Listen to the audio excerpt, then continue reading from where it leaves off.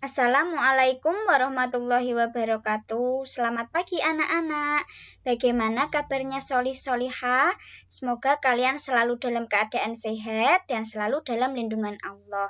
Nah, pada pagi hari ini kita akan belajar bersama-sama. Namun sebelum itu mari kita buka pembelajaran kita pada pagi hari ini dengan membaca doa akan belajar terlebih dahulu. Yuk! Bismillahirrahmanirrahim. Raditu billahi robba wa bil islami dina wa bil muhammadin nabiyya wa rasula. Rabbi zidni ilman warzuqni fahman. Amin ya rabbal alamin.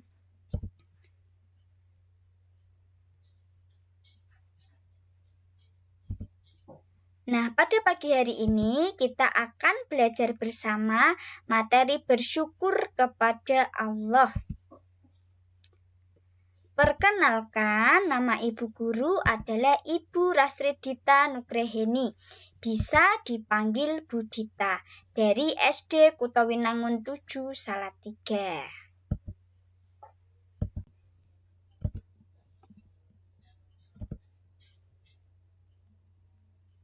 Nah, seperti yang Bu Dita utarakan di atas, pada pagi hari ini kita akan belajar materi bersyukur kepada Allah untuk kelas 3 semester 2. Untuk kompetensi dasar, KD 1.7 aspek spiritual, menerima dan mensyukuri nikmat Allah yang diberikan kepada makhluknya. KD 2.7 aspek sosial, menunjukkan sikap bersyukur. KD 3.7 aspek pengetahuan, memahami sikap bersyukur. KD 4.7 aspek keterampilan, mencontohkan sikap bersyukur. Nah, tujuan dari pembelajaran ini adalah 1. Siswa dapat menjelaskan sikap bersyukur. Yang kedua, siswa dapat menunjukkan sikap bersyukur. Langsung saja kita ke materi. Sebelumnya Bu Dita mau tanya dulu, apakah anak-anak sudah tahu apa itu arti bersyukur? Bersyukur itu apa toh? Nah, mari kita cari tahu bersama-sama.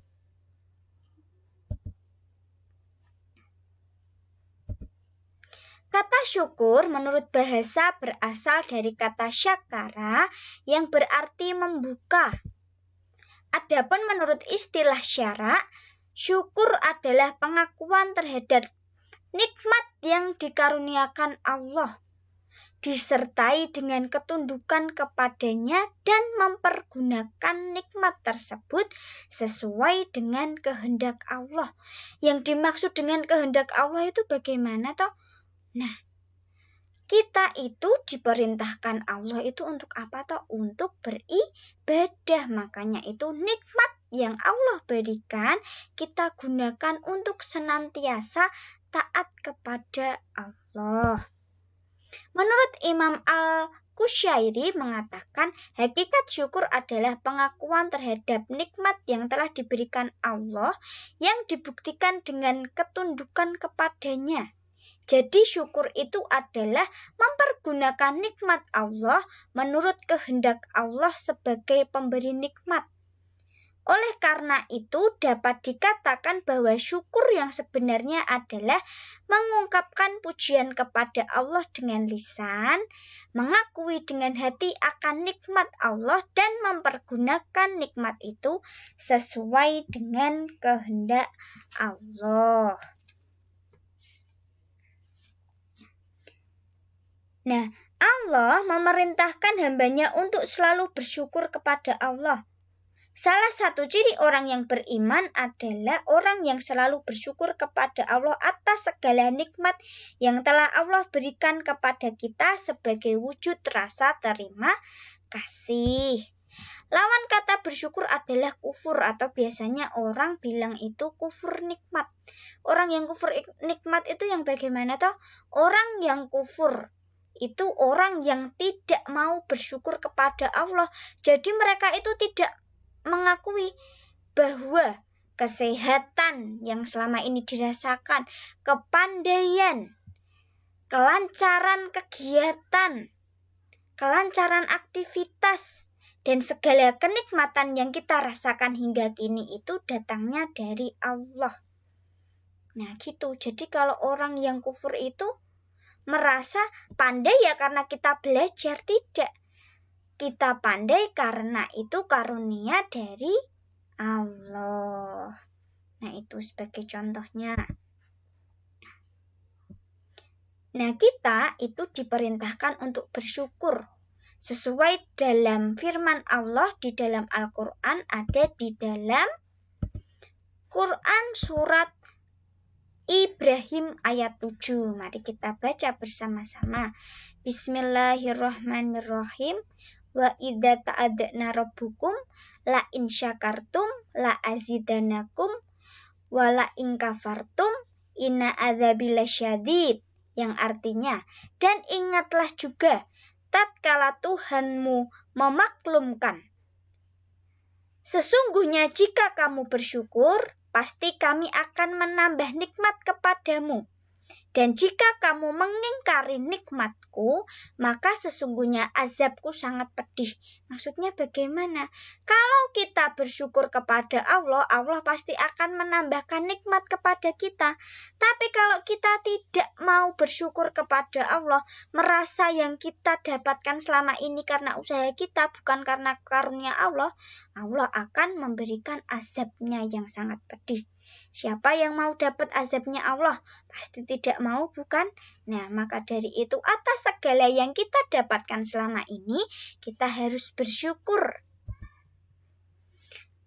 Nah, bersyukur itu bagaimana caranya? 1.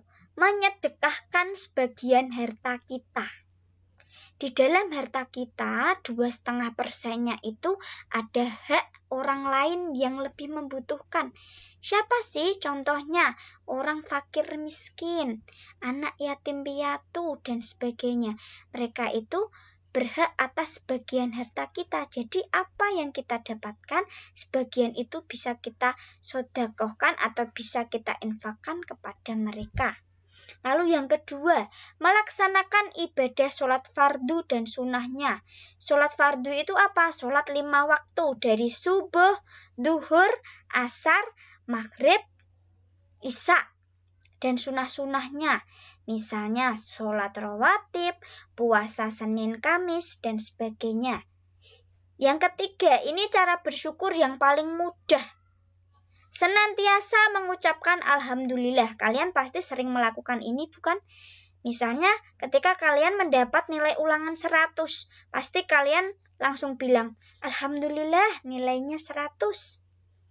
Nah, yang keempat, menjaga kesehatan tubuh kita sebagai bentuk rasa syukur. Menjaga kesehatan kita. Kita sudah diberi nikmat kepada Allah, diberi nikmat oleh Allah, makanya kita harus menjaga kesehatan tersebut. Caranya bagaimana? Dengan cara berolahraga, makan makanan yang sehat, yang bergizi, makan buah-buahan, dan lain sebagainya. Yang kelima, menebarkan senyuman dan kebahagiaan. Bila bertemu dengan guru, senyum. Bertemu dengan teman-teman, senyum. Dan menebarkan kebahagiaan. Yang keenam, tidak mengeluh atas segala sesuatu yang didapat. Nah, kalau kita itu rajin bersyukur, kita akan lupa untuk mengeluh atas apa yang kita rasakan.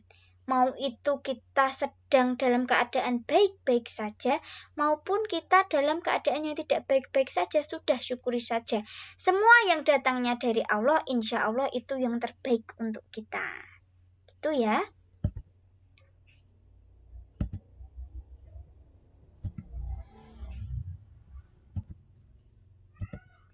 Lalu kapan sih kita harus bersyukur?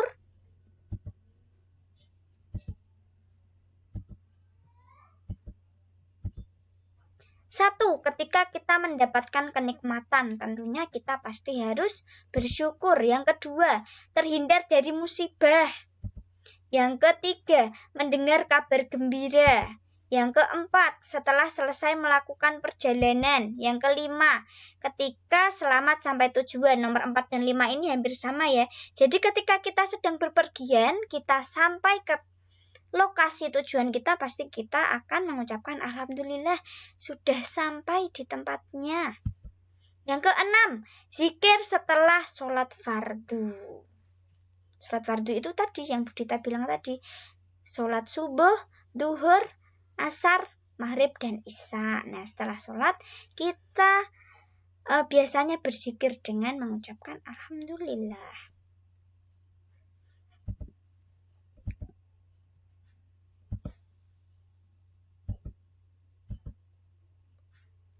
Sikap bersyukur.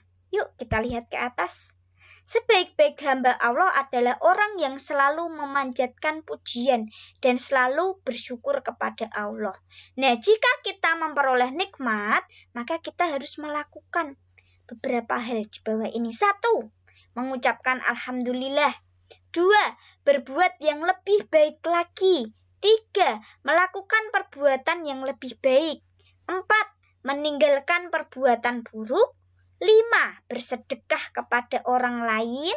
Yang keenam, menggunakan nikmat untuk lebih mendekatkan diri kepada Allah.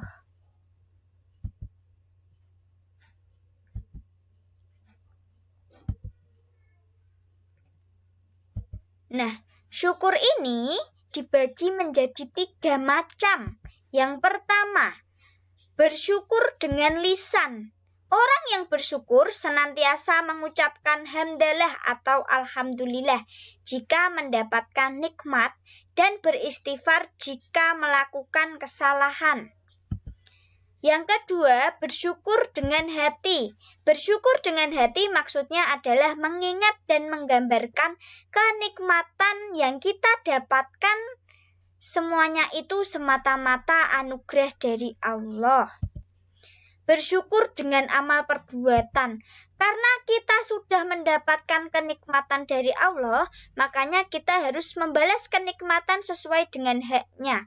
Melakukan perbuatan ketaatan dan menggunakan nikmat untuk taat kepada Allah. Jadi perlu diketahui ya anak-anak, kita diciptakan di dunia ini tujuannya itu untuk apa? Untuk beribadah. Kita itu diperintahkan untuk taat. Nah, maka dari itu kita sudah diberikan kenikmatan oleh Allah, makanya kita harus menggunakan kenikmatan tersebut untuk taat kepada Allah. Yang selanjutnya kita akan mempelajari manfaat bersyukur. Apa sih yang akan kita dapat ketika kita itu bersyukur? Manfaat bersyukur kepada Allah adalah sebagai berikut. 1. Allah akan memberikan nikmat kepada kita seperti yang Budita utarakan di atas sesuai Quran surat Ibrahim ayat 7. Jika kamu bersyukur, Allah akan memberikan nikmat yang lebih banyak. Nah, Allah akan memberikan nikmat kepada kita. 2. Jauh dari sifat ingkar kepada Allah. Jadi kita itu tidak kufur nikmat. Yang ketiga, Allah akan mengingat kita. Yang keempat, terhindar dari azab Allah. Yang kelima, kita selalu berbaik sangka kepada Allah dan sesama manusia. Yang keenam, terhindar dari sifat sombong. Yang ketujuh, hati kita menjadi lapang, tenang, dan bahagia. Nah, mungkin materinya itu anak-anak. Tadi kita sudah mempelajari tentang pengertian syukur, tentang ayat yang menganjurkan untuk bersyukur, cara bersyukur, kapan sih kita harus bersyukur, ada juga tadi sikap bersyukur, dan manfaat bersyukur. Nah, setelah kita belajar, mari kita cek seberapa paham kita terhadap materi kita pada pagi hari ini. Nah, ini ada 5 soal. Silahkan dikerjakan di buku tugas. Nanti kalau sudah difoto dan dikirimkan ke Budita melalui WhatsApp seperti biasa. Ada 5 soal. Jika kalian tadi menyimak pembelajaran pada pagi hari ini dengan seksama, Budita yakin kalian pasti akan bisa mengerjakan. Silahkan dibaca soalnya. 1. Kata syukur menurut bahasa berasal dari kata ... Silahkan dikerjakan. 2. Lawan kata syukur adalah ... Yang ketiga, ketika mendapat nikmat dari Allah kita mengucapkan ... 4. Surat yang menganjurkan kita untuk bersyukur adalah ... Yang terakhir, dengan bersyukur hati menjadi ... Silahkan dikerjakan ya.